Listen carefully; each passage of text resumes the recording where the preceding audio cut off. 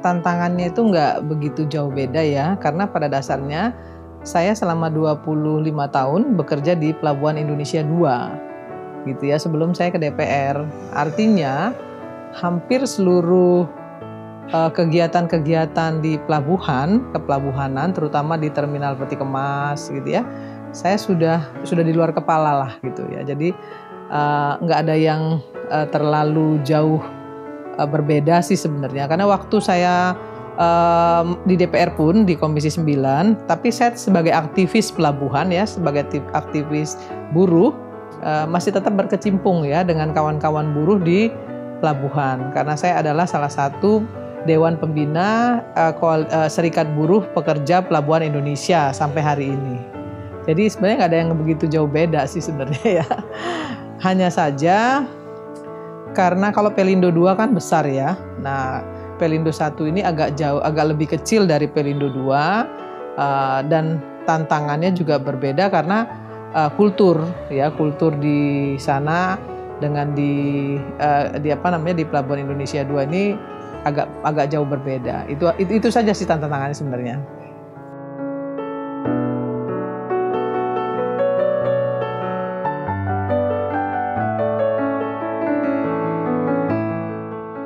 Saya nggak melihat ada tantangan yang cukup berarti, karena hari ini perempuan dan laki-laki itu tidak jauh beda ya.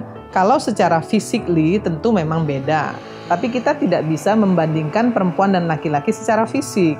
Yang harus dilakukan oleh perempuan dan laki-laki sekarang ini dalam membandingkan kemampuannya nggak bisa apple to apple dengan fisik, tetapi justru dengan kualitas atau intelijensi gitu ya. Itu yang bisa kita lakukan.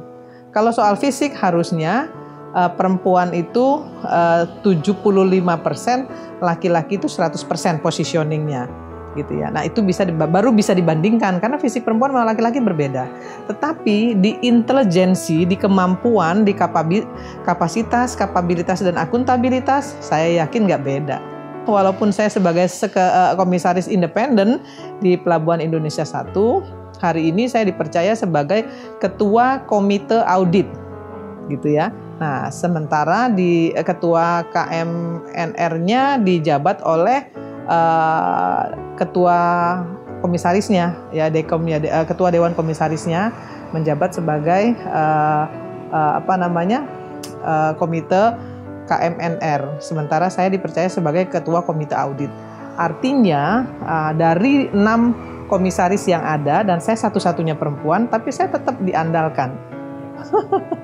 Dan itu alhamdulillah kita bisa bangga dengan semangat Raden Ajeng Kartini yang memulai emansipasi perempuan di Indonesia, dan juga dengan Laksamana Malahayati di Aceh ya, yang berjuang melawan Belanda dengan pedang terhunus. Sebenarnya perempuan Indonesia itu sudah jauh lebih baik ya daripada misalnya Jepang, Korea. Pandangan politik terhadap perempuannya sebenarnya kita jauh lebih bagus. Tetapi memang kita nggak boleh berhenti di satu titik gitu ya. Kita harus tetap memperjuangkan bahwa perempuan Indonesia itu tidak bisa setara dengan laki-laki dalam hal fisik, tetapi dalam hal intelijensi kita nggak boleh dibedakan.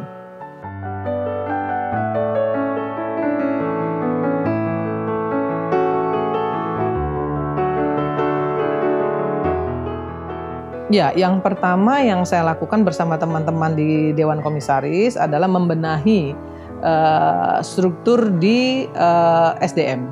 Karena memang SDM di Pelindo 1 sangat jauh berbeda dengan di Pelindo 2. Ya, memang agak berbeda secara skillnya juga memang agak berbeda, dan itu harus kita akui.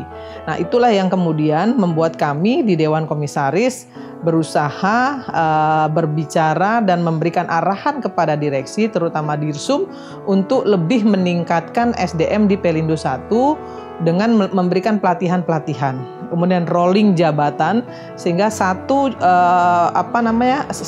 posisi itu bisa di rolling ke beberapa posisi, sehingga seseorang itu bisa menguasai beberapa pekerjaan gitu, juga nggak hanya satu. Jadi kita tidak pernah kehilangan tidak pernah kehilangan skill dari SDM yang memang suatu hari mungkin kita membutuhkan, itu tidak harus dari luar gitu, kita bisa ambil dari dalam. Itu yang pertama. Dan yang kedua, tentu saya menginginkan semua karyawan di Pelindo 1 itu memiliki sense of belonging, rasa memiliki kepada perusahaan, sehingga mereka mampu menaikkan profit yang karena pandemi ini jeblok, turunnya jauh sekali. Ya, turunnya sangat jauh. Tapi kami yakin, saya dan kawan-kawan di Dewan Komisaris bersama-sama dengan direksi sangat yakin sekali bahwa kita mampu step by step akan kembali rebound untuk bisa mendapatkan profit yang optimal.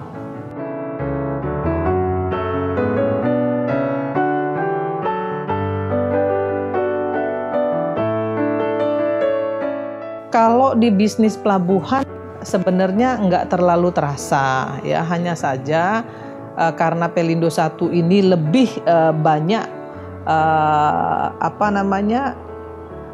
bisnisnya di terminal penumpang gitu ya. Ada yang cukup besar sih sebenarnya di terminal penumpang, dari Batam misalnya ke Singapura, ke Malaysia dan lain sebagainya. Di situ cukup mendapatkan profit nomor 2 setelah peti kemas ya, peti kemas dan curah.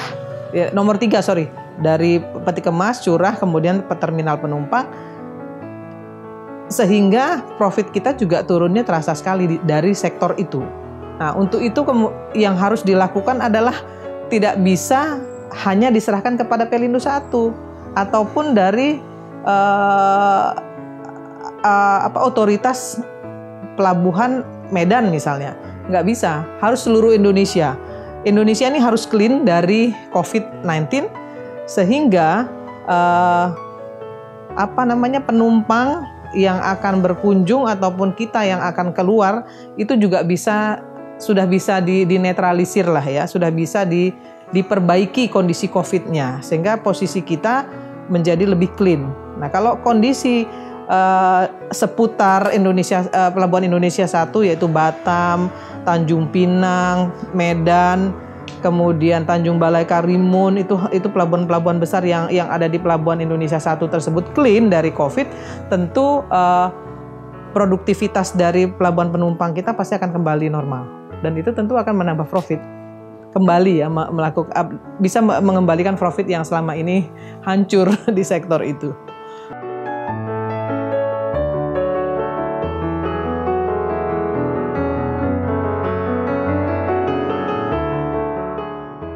Kita bisa melihat bahwa transformasi digital atau penggunaan ya digitalisasi itu mempunyai pengaruh yang sangat positif kepada perempuan-perempuan di Indonesia. Karena rata-rata UMKM itu perempuan loh, ya, yang menginisiasi, kemudian pelakunya itu perempuan. Jangan salah gitu ya. Nah, kalau ini betul-betul bisa disupporting oleh pemerintah ya sedemikian rupa, maka kemudian perempuan Indonesia karena perempuan Indonesia sekarang ini bukan lagi pencari nafkah kelas 2. Perempuan Indonesia sudah menjadi pencari nafkah kelas 1 sama dengan laki-laki, tidak ada lagi beda. Bahkan ada perempuan Indonesia banyak ya yang menjadi pencari nafkah utama, bahkan suaminya kena PHK, perempuan yang mencari nafkah itu banyak sekali ya, atau suaminya yang tidak mendapat pekerjaan, yang tidak punya pekerjaan tetap, tapi justru istrinya yang punya pekerjaan tetap. Nah, justru hal-hal yang seperti ini saya ingin menyarankan kepada perempuan Indonesia agar jangan pernah merasa bahwa kita kalah dari laki-laki. Tapi laki-laki bukan musuh kita. Laki-laki itu adalah suami kita, anak laki-laki kita, ayah kita, kakek kita, kan gitu. Tapi sebaliknya, kaum laki-laki juga harus sadar bahwa perempuan itu adalah ibunya, karena surga itu ada di telapak kaki ibu. Ya, perempuan itu adalah ibunya, perempuan itu adalah anak perempuannya, perempuan itu neneknya, perempuan itu adik perempuannya, dan perempuan itu kekasihnya loh. Jauh lebih komplit peran perempuan untuk laki-laki daripada peran laki-laki untuk perempuan. Nah, Inilah yang menurut saya harus disadari oleh laki-laki Indonesia. Jadi hegemoninya itu harus dikurangin gitu ya. Harus dipahami gitu bahwa dudukkanlah perempuan itu di tempat yang tidak terdiskriminasi. Kenapa? Karena perempuan itu istrinya, perempuan itu ibunya, perempuan itu anak perempuannya. Jadi nggak boleh di tempat mereka menempatkan laki-laki menempatkan perempuan ya di tempat yang terdiskriminasi. Itu zalim, baik dalam agama maupun di sisi moral.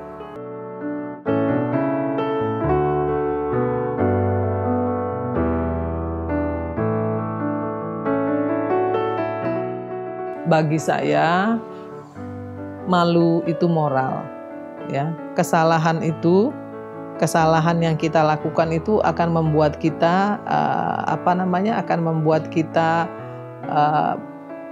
menjadi penilaian bagi orang lain. Itu yang kedua. Yang ketiga, jujur itu penting. Ya, jujur itu penting, moral itu penting, ya kan? Disiplin itu penting. Itu yang saya selalu lakukan, dan saya nggak pernah mau bicara nggak bisa. Saya nggak pernah mau bicara, misalnya ditanya apa gitu, saya nggak pernah mau menjawab nggak bisa. Itu filosofi saya.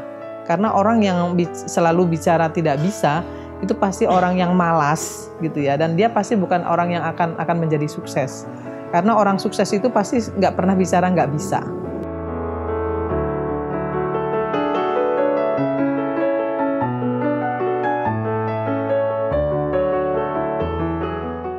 Sebenarnya bukan cuma Kartini ya yang menjadi inspirasi kita ya. Ada Laksamana Malayati, Martina Tiahahu, ada Dewi Sartika, banyak ya.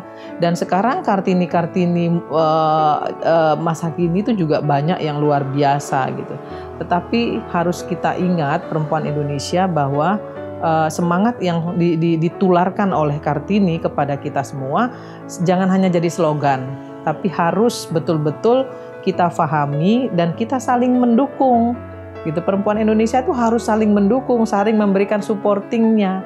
Ya, perempuan tidak boleh menganggap perempuan sebagai rival, tapi perlakukanlah ya perempuan lain itu sebagai partner.